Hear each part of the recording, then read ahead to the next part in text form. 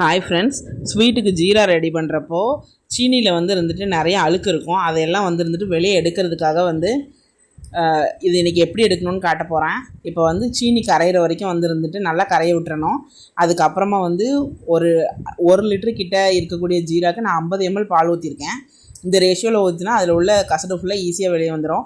இப்போ பாருங்கள், இந்த மாதிரி நல்லா கிளறி விட்டுட்டு ஃபுல் ஃப்ளேமில் வச்சு விட்றணும். ஃபுல் ஃப்ளேமில் வச்சாலுமே நான் வீடியோவில் ஸ்பீட் பண்ணி காட்டியிருக்கேன், ஆனால் கட் பண்ணல.